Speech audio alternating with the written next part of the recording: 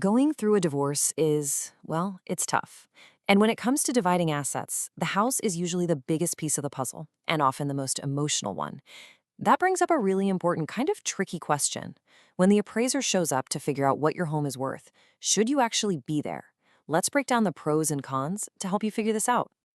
So, yeah, this is the big question. Should you be there in person? It sounds simple, right? But honestly, your choice to show up or stay away could have a real impact on that final number. We're going to look at how your presence can either protect your financial interests or, frankly, how it could end up hurting them. Okay, so let's get this out of the way first. The short answer is no, you don't have to be there. It's not mandatory. But this isn't about rules, it's about strategy. Making the right call here, whether that's going yourself, sending someone else, or just staying away, is a strategic move that can help make sure you get a fair valuation. This really isn't a simple yes or no situation. Think of it more like a dilemma, with a few different paths you can take. Each one has its own set of risks and rewards, so let's weigh them out. You've basically got two main choices. Option one, you go yourself. You're there on the ground, ready to provide information directly to the appraiser. Option two, you send in a professional. This could be your lawyer, a real estate agent, someone you trust to represent you. This can really help keep things objective and cut down on any potential tension. Now, here is the most important principle to remember through all of this: balance. It's all about balance. If your ex is planning to be there, or if they're sending their lawyer, you should really consider doing the same. Having equal representation is the best way to make sure one person's story doesn't dominate the whole process. All right, let's start with the good stuff. Why might you want to be there? If you handle it right, your presence can actually be a huge advantage. Think about it. Nobody knows your home like you do. An appraiser might walk right past that brand new HVAC unit you installed last year or not realize you completely redid the electrical. Being there means you can point out those high-value upgrades. You can answer questions on the spot and clear up any confusion. Plus, just seeing the process for yourself can give you a lot of peace of mind. But, and this is a big but, showing up isn't always a great idea. Your presence can sometimes create way more problems than it solves. Let's look at why you might want to stay away. This is where things can get messy. If the relationship with your ex is, let's just say, tense, having both of you in the same space can make for a really uncomfortable vibe for the appraiser. Even if you mean well, following them around and pointing everything out might look like you're trying to influence them. The truth is, most appraisers just work better and faster when they can focus on the job without distractions.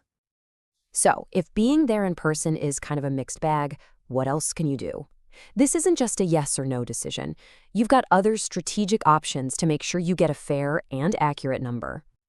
Think of these as your toolkit. The best case scenario, you and your ex agree on one single neutral appraiser.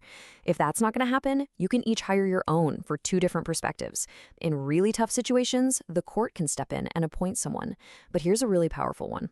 No matter what, you can always prepare a written list of all the improvements and repairs. It's a fantastic way to get the facts across without any of the emotion.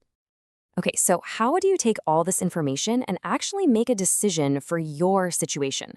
Let's walk through a few key questions you should ask yourself. First things first, you have to be totally honest with yourself about the relationship. Can the two of you be in the same room and be civil for an hour? If not, attending together is probably a bad idea. Remember, the goal here is to get an accurate number, not to have another argument. Next, think about your house itself. Is it a pretty standard, straightforward property, or does it have a lot of custom work or recent upgrades that might need some explaining? If you have unique features, having someone there to point them out could be absolutely crucial for the final valuation. And finally, what about your resources? Can you hire a pro to go for you? Having a trusted attorney or a savvy real estate agent in your corner can be the perfect solution. They can advocate for you, but keep it all business. And that really brings us to the key takeaway here. For most people, sending a professional representative is the sweet spot. It strikes the perfect balance. You get all the important information in front of the appraiser, but you completely remove the emotional risk and potential drama of being there yourself. It's really the best of both worlds. At the end of the day, just remember what this is all about. The whole point is to get an accurate, fair, unbiased number. That's it. That number is what allows you both to divide this major asset fairly and, hopefully, move on. Every single choice you make should be aimed at that one goal. So the last question you really need to ask yourself is this. What's the best way to protect not just your financial assets, but also your own well-being? The right path isn't just about getting the highest possible number. It's about getting through this difficult step with as much clarity and as little stress as possible. Your answer to that question will point you in the right direction.